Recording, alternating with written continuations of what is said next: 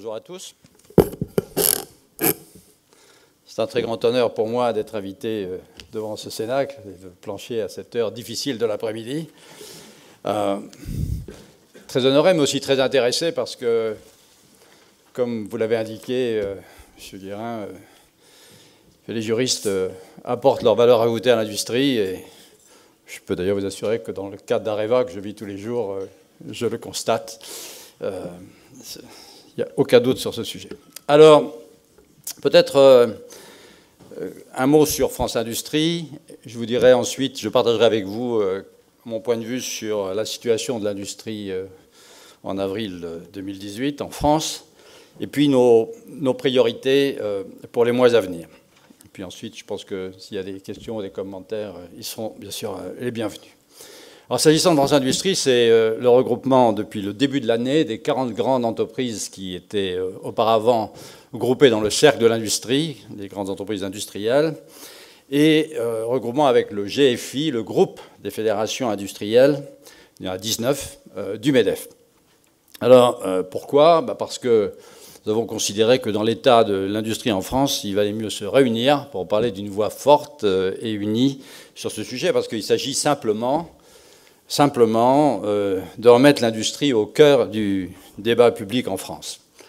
Et puis ceci nous permet d'être, en termes d'association, un trait d'union entre les grandes entreprises, les PME, les ETI et les start-up, qui, vous allez le voir, sont un enjeu très important. Parallèlement à ce que nous faisions dans l'industrie en début de cette année, l'État a décidé de reprendre et de reformer son Conseil national de l'industrie. Alors c'est quoi ? Le CNI, c'est une organisation tripartite qui réunit les organisations syndicales, les représentants de l'État et de l'industrie, avec un comité exécutif de 15 membres, 3 fois 5. Et les représentants de l'industrie viennent en gros du Conseil de France Industrie, donc on va demander d'assurer la vice-présidence du Conseil, présidence qui est assurée par le Premier ministre. Donc ceci pour assurer un arrimage entre l'organisation industrielle des professionnels et puis l'organisation de l'État qui prépare les décisions de l'exécutif. Alors il ne s'agit pas d'avoir la même opinion sur tous les sujets, vous allez le voir, mais en tout cas de travailler sur les thèmes qui sont considérés comme étant des thèmes d'enjeux communs.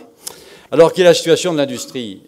Bon, c'est un chiffre que vous connaissez, j'en suis sûr, l'industrie, ça représente aujourd'hui en France 12,5% du PIB. Ça ne vous dit peut-être pas grand-chose, mais depuis 2000, nous avons été en déclin permanent, puisque en 2000, l'industrie représentait 16,5% du PIB français. Et au même moment, sur cette période, l'Allemagne a son ratio industrie sur PIB de 23%, flat. Et ceci est regrettable parce que l'industrie, c'est la croissance. C'est la croissance parce que l'industrie, c'est 80% de la recherche-développement, c'est 3/4 des exportations. Et puis c'est l'arme anti-chômage par excellence, puisque un emploi industriel, c'est 3 à 4 emplois induits. Ce sont des emplois qualifiés, plus qualifiés que la moyenne. Ce sont des emplois dans les territoires. Et je dirais également, c'est l'arme anti-extrême, puisque si vous plaquez la carte du vote extrême en France sur la carte des déserts industriels, bien vous avez une concordance parfaite. Alors, la situation de l'industrie, bon, si on est optimiste, comme je le suis bien sûr, c'est le verre à moitié plein. Parce qu'on voit que le déclin est en train d'être enrayé, qu'il y a une nouvelle dynamique. Alors, déclin enrayé, parce que si on regarde les chiffres de 2017, ils sont bons. Alors, il faut s'en réjouir, parce qu'il ne faut pas bouder son plaisir. La production industrielle l'an passé, c'est 4%, plus 4. L'investissement, c'est aussi plus 4%. Nous avons pour la première fois depuis longtemps un solde de l'emploi industriel positif, c'est-à-dire qu'on crée plus d'emplois industriels qu'on en détruit, ce qui est une bonne nouvelle. Et puis de même pour les créations de sites industriels, il y a plus de création de sites que de destruction. Là aussi, c'est une bonne nouvelle. Alors, bien sûr, il y a les premiers effets du CICE, du crédit impôt compétitivité emploi, qui sont perceptibles. Et puis une nouvelle dynamique qui est clairement liée aux premières mesures que le gouvernement a prises. Et il y a un retour de la confiance que l'on lit dans les sondages auprès des industriels, c'est bon signe. Et puis on le voit aussi dans les prévisions d'investissement industriels qui sont très significativement à la hausse. Donc ça c'est bien, c'est le verre à moitié plein. Bon, mon expérience de 40 ans d'industrie me conduit aussi à voir le verre à moitié vide, puisqu'il ne faut pas perdre son réalisme. Et là, je lis le rapport COE-Rexecode, dont j'encourage la lecture, le dernier, sur la situation de la compétitivité en France. Pour faire simple, sa conclusion, c'est que le problème de compétitivité de l'industrie, eh bien, il est simplement devant nous. Et pourquoi ? Si on regarde 2017, il ne faut pas ignorer qu'il y a eu un certain nombre de facteurs externes favorables. Il y a eu bien sûr les taux extrêmement bas, taux d'intérêt, un dollar qui était favorable, un baril à 50 dollars, ce qui a remonté depuis, puis une croissance générale qui a été importée pour la France. Et nous avons vu la dégradation de notre déficit commercial, qui a atteint l'an passé un peu moins de 62 milliards d'euros, donc ce qui est abyssal, tandis que l'Allemagne continue à être à plus de 150. Et je dirais dans le même temps, une part de marché de nos exportations françaises sur la base des exportations de l'Union européenne qui a continué à baisser comme les années précédentes. Et cette part de marché dans les exportations européennes, qui était de 17% en 2000, l'an dernier, elle est de 11,4%. Bon, il est clair que si nous avions gardé notre part de marché, comme l'a fait l'Allemagne, nous n'aurions pas de problème de chômage aujourd'hui. Et l'an passé, le taux d'activité de notre production, nos capacités de production, s'est élevé à 86%. Donc on est presque en butée et en limite de surchauffe industrielle, et avec 40% des industriels qui cherchent aujourd'hui à embaucher et qui rencontrent des problèmes d'embauche, ce qui est quand même, je dirais, un paradoxe quand nous avons un taux de chômage de 9,4% et 2,7 millions de chômeurs. Et je dirais peut-être en synthèse de ce paragraphe, qui n'est pas d'un optimisme total, si on regarde les marges des entreprises industrielles en France, elles accusent encore un retard de un peu plus de 3% par rapport à leurs concurrentes allemandes. Donc voilà la situation, et il y a une dynamique favorable, nous sommes à un moment très important, et il faut qu'on arrive à traiter la question de la compétitivité. Alors, dans ce contexte général, pour nous, France Industrie, quelles sont nos priorités? En fait, il y a deux grandes priorités qui vont paraître une évidence. Bon, la première, c'est qu'il faut qu'on poursuive la restauration d'un environnement qui soit favorable à la réindustrialisation du pays. Et la deuxième, eh bien, c'est que le fonctionnement collectif de nos filières industrielles françaises soit plus efficace. Alors, il ne suffit pas de dire tous les matins il faut chasser en meute pour que les choses se fassent. Voilà. Si je vais dire un mot de chacune des deux priorités, sur la première, sur la restauration de l'environnement favorable à la réindustrialisation, alors je vous le dis, je salue les mesures fiscales qui ont été prises sur l'impôt sur les sociétés, avec cette baisse progressive qui est programmée et affichée, avec ce qui a été fait sur l'ISF, avec la sanctuarisation du crédit impôt recherche, tout ceci est très bien. Nous saluons aussi ce qui a été fait sur le marché du travail, avec pour nous, industriels, de nouvelles responsabilités, mais aussi des questions sur la réalisation des conseils économiques et sociaux. Enfin, vous devez être partie prenante sur ce sujet. Que vont devenir les représentants du personnel qui ne sont plus maintenant pris par des heures de représentation? Comment le référendum d'entreprise va être mis en œuvre, parce que c'est encore aujourd'hui un concept à mettre en place, etc. Donc il y a un nombre de sujets sur lesquels je suis sûr que vous avez des avis plus éclairés que le mien. Nous saluons aussi ce qui est fait en ce moment sur la formation et sur l'apprentissage. C'est une véritable révolution culturelle. Il s'agit de rien moins que de doubler le nombre d'apprentis en France. Pour cela, nous devons, nous industriels, rendre plus attractif l'apprentissage. Nous allons avoir les branches professionnelles qui vont être à la manœuvre, ce qui, vous allez le voir, nous sera très utile. et puis petit à petit arriver à rapprocher l'éducation nationale des centres d'apprentissage, parce qu'aujourd'hui, avoir deux systèmes est quelque part un paradoxe dans notre situation. Je vous rappelle que nous avons 400 000 apprentis en France, qu'il y a 700 000 élèves dans les lycées professionnels, dont seulement 40 000 dans le système d'apprentissage. Donc on voit bien que ceci ne peut pas durer. Alors, dans ce contexte, nos priorités, il y en a sur le développement d'un environnement favorable, il y en a trois. Un, les prélèvements obligatoires. Les prélèvements obligatoires, c'est une spécificité française à ce niveau, puisque ils ont atteint 47% du PIB, c'est-à-dire 4 points de plus que la moyenne européenne. Et pour attaquer ce sujet, il y a deux choses qui nous sont, pour nous, assez évidentes. La première, c'est la fiscalité de production. Alors la fiscalité de production, c'est là aussi une spécificité française. Et je dois dire que c'est une sorte d'angle mort de la politique économique de la France.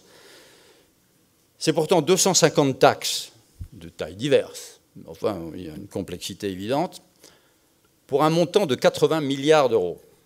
Donc 80 milliards d'euros, ce qui représente, si on se compare par rapport à l'Allemagne, un écart de 70, puisque les impôts de production en Allemagne, c'est 10 milliards. Donc, c'est une anomalie fiscale qui va jusqu'à représenter, pour les sociétés industrielles, ça peut aller jusqu'à 9% de la valeur ajoutée. Et c'est une fiscalité qui ne dépend pas du résultat pour une très grande part. Donc, nous devons travailler sur ce sujet et nous avons mis en place avec l'État un groupe de travail avec M.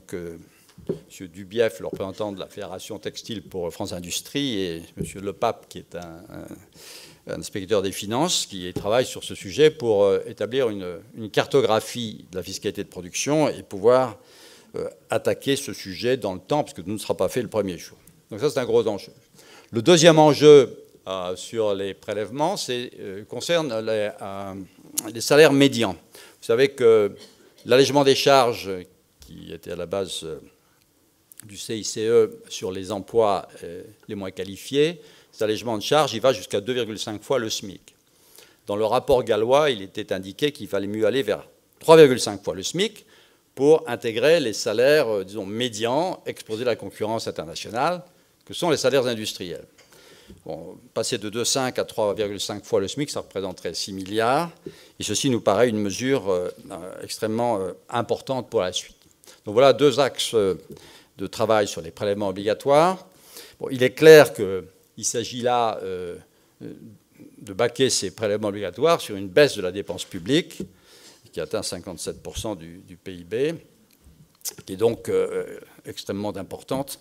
Et il ne s'agit pas de faire des transferts poste gauche, poste droite, mais effectivement de traiter le sujet des dépenses publiques à la source. Sujet numéro 1. Et on va voir dans le PLF 2019 comment se présente ce thème. Le deuxième sujet pour nous, c'est le sujet numérique. Le sujet numérique, bon, il est aujourd'hui essentiel pour l'industrie. Je vais le dire dans un instant avec la démarche par filière. L'industrie a un rôle important à jouer, mais il est essentiel que l'environnement, soit au niveau français, soit au niveau européen, soit favorable. Donc il y a, je dirais, sur l'agenda les grands sujets de circulation des données et d'infrastructures numériques pour y parvenir, qui sont traités pour une très grosse part et doivent l'être au niveau européen. Vous connaissez à peu près les différentes composantes de ce chapitre. Au niveau français, il y a un travail important à faire et dans la ligne des conclusions du rapport de Villani sur l'intelligence artificielle, sur la mise à disposition des données, notamment, je prends des secteurs comme celui de la santé, pour l'industrie de la santé, ce sont des nouveaux champs sur lesquels il faut que l'État prenne des positions. Il y a tout le thème de la cybersécurité, qui est un sujet extrêmement important, mais aussi des thèmes au niveau des collectivités locales, comme les plateformes des villes numériques, qui vont se développer et qui, pour nous, sont des points d'accroche très importants pour les prestations de l'industrie. Donc tout cet environnement numérique est un thème sur lequel nous travaillons avec l'État. L'État a sa partition à jouer, et nous, industriels, de manière générale, pour faire cette pénétration du numérique dans les PME, nous avons créé l'Alliance pour l'industrie du futur, qui a été maintenant rebaptisée sous le label French Fab, mais qui nous permet de développer, je dirais, l'initiation et la formation au numérique des PME ou une part des ETI aussi dans les territoires, et sujet sur lequel il faut que nous passions, je pense, à la vitesse supérieure. Le troisième thème essentiel est celui de l'Europe, parce que, je dirais, dans le monde qui évolue actuellement de manière très très rapide, il y a quelques sujets qui sont clés pour nous. Le premier, c'est que la politique commerciale de l'Union européenne soit robuste et s'appuie systématiquement sur les principes de réciprocité, ce qui n'est pas toujours le cas. Et il faut également que sur les questions d'investissement en Europe, l'Europe se dote d'un CFIUS européen. Et c'est, je dirais, un axe sur lequel nous travaillons actuellement. Le deuxième sujet européen, c'est d'avoir une politique de la concurrence qui soit réaliste. Et je dirais qu'on voit l'attitude des États-Unis, de la Chine avec l'initiative Belt and Road, ça peut nous laisser rêveurs sur certaines orientations prises sur le marché intérieur européen. Notamment, il faut que nous construisions des champions européens. Et lorsque deux acteurs chinois du chemin de fer au nord et au sud se groupent pour pouvoir exporter via Belt and Road sur l'Europe, c'est aussi un sujet pour la Commission européenne. Vous voyez, donc il y a je pense, des évolutions à faire sur la politique de concurrence. Et le troisième domaine européen, c'est d'avoir une politique sectorielle qui soit très focalisée. Il y a des gros enjeux en Europe sur l'énergie, à commencer par le prix du carbone, sur l'économie circulaire et l'écologie, sur le numérique. Et je pense qu'il est essentiel qu'il y ait une politique industrielle européenne qui s'appuie sur quelques secteurs bien identifiés comme cela. Ce n'est pas une liste d'ailleurs exhaustive. Bon, voilà quelques réflexions générales sur l'environnement nécessaire à la réindustrialisation du pays. Ce sont des réflexions générales dans le contexte, je dirais, politique avec l'État et l'Union européenne. Et puis il y a un deuxième volet dont je veux vous dire un mot, qui est celui du fonctionnement collectif de nos filières industrielles. Elles sont, ces filières industrielles, soumises à des pressions de la globalisation, de la numérisation, de l'innovation, et vous allez en parler, l'innovation qui est synonyme de montée en gamme. Alors je vais être franc avec vous, si on prend les 15 ou 17 dernières années en France, ce n'est pas un sujet qui a été au top de l'agenda. Pourquoi ? Parce que pour les grandes entreprises industrielles, l'enjeu était certainement de se développer industriellement hors de France en priorité, ce qu'elles ont fait pour une très grande part, et elles se portent plutôt bien. Certaines sont restées plus en France, je l'ai vécu personnellement, ça n'a pas forcément été une partie de plaisir. Et puis, en même temps, les PME et les ETI, qui, sous le poids des charges, n'avaient pas des marges de manœuvre colossales, parfois en mode survie. Tout ceci n'a pas créé un affectio societatis des filières pour faire un travail collectif. Alors, il y a une exception qui est le GIFAS. Le GIFAS est certainement une filière qui a pu, pendant des années, se développer et de manière extrêmement efficace. Moi, j'ai un rêve, si vous voulez, c'est que d'ici à la fin de cette année, nous ayons une douzaine de GIFAS en France, vous voyez. Et ça veut dire quoi ? Ça veut dire des organisations professionnelles qui, bien sûr, sont complètement conformes au droit de la concurrence, mais qui peuvent avoir une association qui les représente, qui peuvent avoir à la présidence de cette association quelqu'un de très légitime, comme Éric Trappier, président d'Assaut pour le GIFAS aujourd'hui, et puis que cette filière, ainsi constituée, allait avec l'État un dialogue mature dans un comité stratégique de filière qui dépend donc du Conseil national de l'industrie, mais dans lequel l'industriel peut partager avec l'État et avec les organisations syndicales sa stratégie et voir comment l'État peut aider, bien sûr, au développement de la filière. Alors, ce que nous avons fait au comité exécutif de février, ça a été de labelliser une dizaine de filières pour lesquelles nous avons dit, bon, ben, on a une feuille de route qui permet d'être confiant sur le fait qu'on est sur la trace du GIFAS, pour le dire simplement. C'est bien sûr l'aéronautique, parce que par définition, elle était déjà là. C'est l'automobile, c'est le ferroviaire, c'est naval, c'est la chimie, c'est le nucléaire, c'est la santé, l'alimentaire, le bois et modes et luxe. Et puis d'ici le COMEX du mois de mai, je pense qu'il y aura 2, 3, 4 ou 5 filières additionnelles qui seront identifiées. Ça veut dire quoi, cette feuille de route de filière? Ça veut dire qu'aujourd'hui, dans un monde numérique, une filière industrielle doit certainement avoir une plateforme numérique. Pourquoi? Parce que la compétitivité d'une entreprise, ce n'est pas dû uniquement à ses efforts propres, c'est dû à l'écosystème dans lequel elle évolue. Et cet écosystème est de plus en plus numérique. Alors, je dirais, il y a plusieurs types de plateformes numériques possibles. Pour les spécialistes, il peut y avoir des plateformes de supply chain, dites PLM, il peut y avoir des plateformes collaboratives, très importantes dans votre cas, il peut y avoir des plateformes plus numériques, industrielles sur les Internet des objets, la data, etc. Mais tout ceci doit être partagé. Et pour ça, il faut, quand on crée une plateforme, il faut un pilote dans l'avion qui est le président de la filière en général. Il faut également, par filière, avoir un travail d'accélération des PME, parce que notre problème en France, entre autres, c'est que nous n'avons pas assez d'ETI. Ayant en tête que nous n'avons en France qu'un tiers d'entreprises exportatrices par rapport à l'Allemagne, et la moitié par rapport à l'Italie. Alors, il ne faut pas s'étonner en dessous si on a un déficit commercial très négatif. Mais pour retourner la situation, il faut faire croître le nombre de PME pour en rapprocher le plus possible le nombre d'ETI. Nous avons ETI, 5500 ETI en France, il y en a plus du double en Allemagne.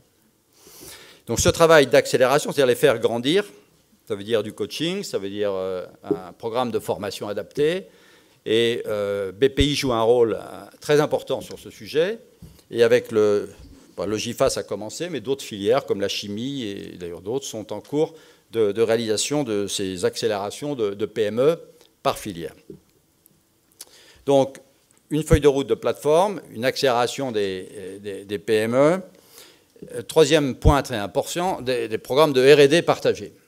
Bon, chose qui me frappe aujourd'hui, et ça va être probablement un sujet important pour votre table ronde tout à l'heure, c'est que nous avons des défis évidents, comme sur la connectivité, la voiture autonome est un sujet, les batteries, la santé, avec toute la révolution de la data et des services qui arrivent, l'alimentaire.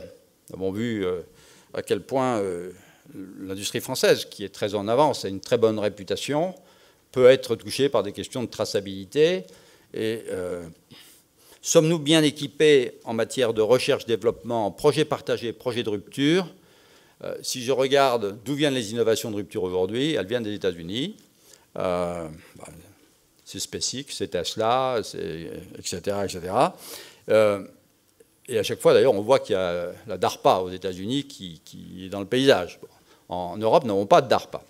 Bonne nouvelle, c'est que la France, avec ce fonds d'innovation de rupture qui se met en place de 10 milliards d'euros, va peut-être permettre d'aider à ces innovations de rupture. Ce qui est important, c'est que les industriels soient en mesure de proposer des programmes qui peuvent partager en pré-compétitif par filière. Donc il y a aujourd'hui un gros travail à faire pour faire ce travail de mise en commun d'enjeux en matière de R&D. Le quatrième enjeu est celui de la formation et de l'apprentissage, puisque à partir du moment où la balle est maintenant dans les mains des branches, les branches et les filières sont très proches, et doubler le nombre d'apprentis, ça va être aussi un enjeu des filières. Le dernier étant l'international. Vous savez qu'actuellement, sur le plan international, nous n'avons pas la présence, je pense qu'on travaille très nettement au-dessous de notre potentiel et qu'il est important que chaque filière ait un fédérateur ou quelqu'un qui aide le développement de la filière internationale, comme le font certaines filières comme GIFAS ou Naval, etc. Voilà le programme que nous avons.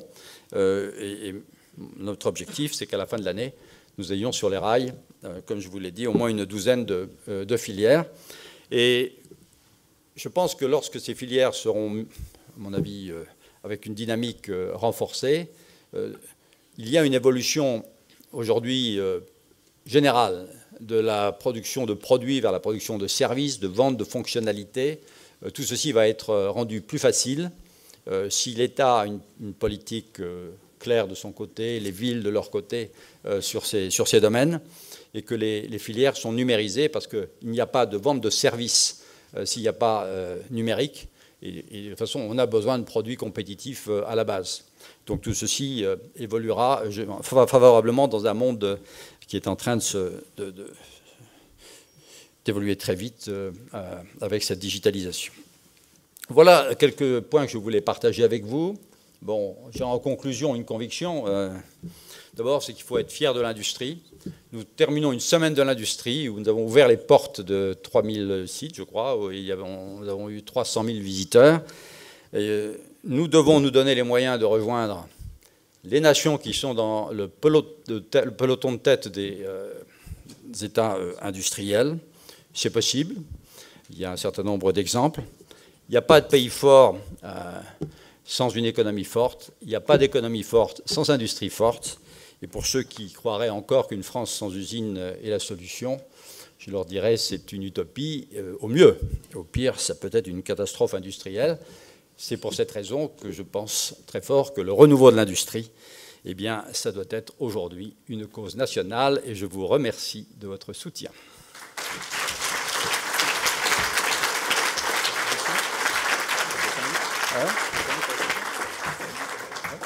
Merci beaucoup. On a 5 minutes. Si vous avez une, deux questions à poser, profitez-en.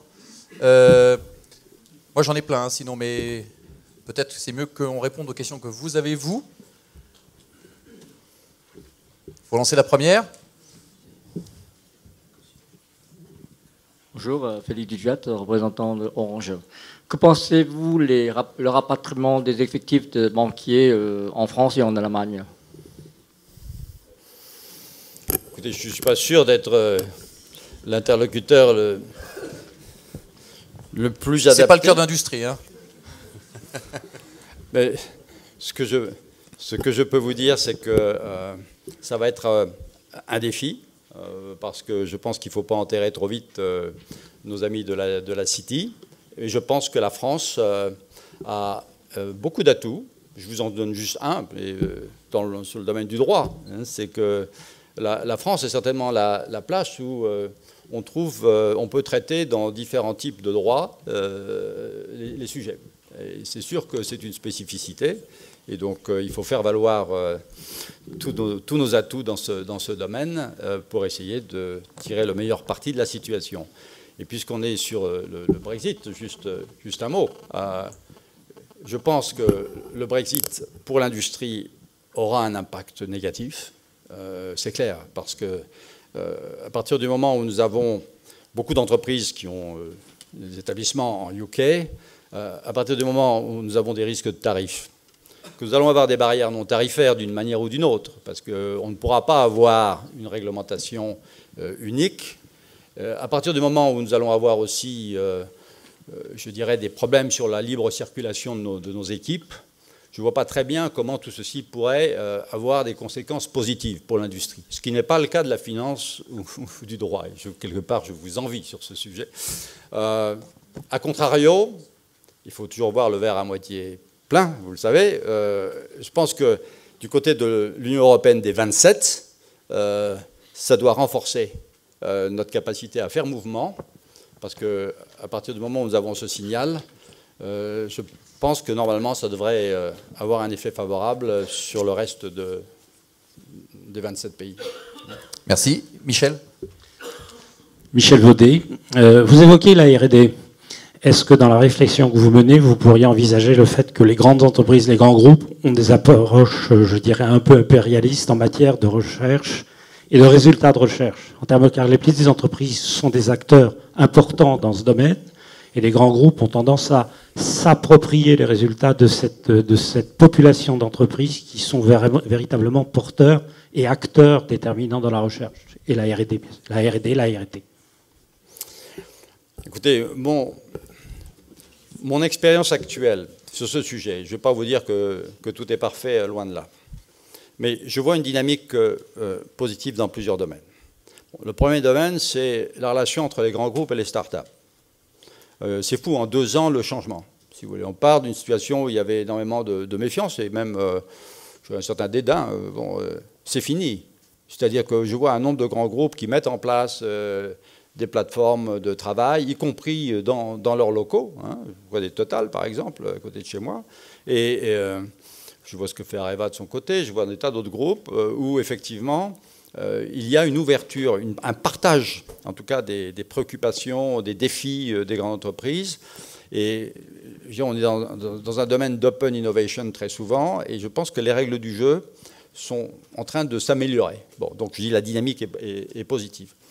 Le deuxième point très important, c'est que si les filières arrivent à bien mettre en place des projets partagés, je l'ai vu moi à mon époque en automobile sur le véhicule 2 litres, mais aujourd'hui sur les véhicules autonomes ou sur les batteries, par exemple, eh bien, à partir du moment où un projet est partagé par la filière et que chacun peut contribuer, bien sûr, avec, je dirais, ses moyens propres, son domaine spécifique, parce que dans un grand projet, il y a plein de sous-projets, eh bien, les règles de propriété intellectuelle qui s'appliquent dans ces projets sont les mêmes pour tout le monde. Donc, je pense que ce que nous faisons va aller dans le bon sens. Voilà ce que je peux vous dire. Merci. Peut-être un mot, vous avez parlé d'apprentissage. On finit par se demander pourquoi l'apprentissage en France ne prend pas, puisqu'il marche ailleurs. Vous avez beaucoup cité l'Allemagne, il marche bien en Allemagne. Pourquoi et comment on va réussir à doubler, qui est un des objectifs que vous avez affichés. Comment est-ce qu'on va réussir à doubler cet objectif? Comment on va réussir à convaincre les entreprises, et pas seulement les grandes d'ailleurs, les moyennes et les petites entreprises, à aller vers cet apprentissage, parce qu'on a besoin vraiment que les étudiants, entre le moment où ils sont étudiants et le moment où ils sont au sein d'entreprise, ils aient cette période d'apprentissage qui apporte énormément et dont on a de plus en plus besoin, notamment avec l'arrivée du numérique. Alors, si on regarde la situation actuelle de l'apprentissage, je parlais des 400 000 apprentis en France. Moi, ce qui me frappe, c'est que quand on regarde où sont ces apprentis, ils sont soit chez les artisans, où là, il y a, je dirais, une tradition et, je dirais, un flux d'apprentis qui, à mon avis, est au bon niveau. Ils sont à l'autre bout dans les grandes entreprises, et qui, d'ailleurs, à partir de Bac plus quelque chose, font de l'alternance et bénéficient du système d'apprentissage. Et entre les deux, là, on a un énorme trou. Hein. Et donc, c'est ce trou qu'il faut combler. Donc, on ne va pas faire ça, ça ne va pas se faire en un jour, puisqu'il faut agir sur un certain nombre de volets. Bon, je prends le premier volet qui me paraît évident, mais qui est le suivant, c'est que, d'abord, il faut que l'industrie communique plus sur ce qu'elle fait auprès des jeunes. Je peux vous dire que dans cette semaine de l'industrie qu'on vient de passer, c'est fou le changement d'attitude d'un jeune qui a visité une usine avant qu'il l'ait visitée et après. Hein. Donc, il faut qu'on multiplie ces opérations de communication, ce que nous n'avons pas fait dans le passé suffisamment. Le deuxième point, c'est qu'aujourd'hui, il faut un TripAdvisor des compétences de l'apprenti. C'est-à-dire qu'il y a un foisonnement de métiers possibles, de compétences, jamais présenté de la même manière. Je pense que quand il y aura une... on va le faire, enfin, c'est avec vraiment l'impulsion de l'État, une plateforme qui met à disposition les métiers disponibles, avec aussi ce qui se passe à la sortie, c'est-à-dire combien de personnes sont prises derrière, etc. Je pense qu'on va donner un outil beaucoup plus favorable. Je vous donne un autre exemple. Je prends la filière navale. La filière navale qui a un problème pour recruter des soudeurs, des chaudronniers, etc. Je dis, prenez un métier de chaudronnier. Si vous dites à un jeune chaudronnier, ben, c'est d'aller faire... voilà, de travailler de la tôle de temps, ça ne va pas l'intéresser. Si on lui dit que chaudronnier, c'est aussi ce qui fait, je dirais, les fusées, hein, les grosses pièces pour les fusées, c'est beaucoup plus valorisant. Bon, donc, Naval a travaillé sur la carte des métiers et avec les régions du littoral, a passé un contrat en disant qu'un jeune qui rentre dans l'apprentissage, bon, sauf incident en particulier, il sera pris à la sortie. Donc oui, il y a un certain nombre de démarches de ce type. Et je veux dire, on ne va pas changer en un jour. C'est un point très important, c'est qu'en Allemagne et en Suisse, les dirigeants des grands groupes, très souvent, sont des apprentis. Ce n'est pas le cas en France. Donc ça va mettre du temps. Voilà. Donc c'est ce partenariat sans cesse qu'il faut avoir, que grande entreprise, start-up, entreprise et territoire, et puis étudiants, apprentis et entreprises, petites, moyennes et grandes entreprises. Vers à moitié plein, à moitié vide, dernière question, on va y arriver? Ah ben écoutez, je ne serais pas là si je n'étais pas convaincu. Alors vive l'optimisme. Voilà. Merci. Merci beaucoup. À tous. Merci beaucoup. Merci d'être venu.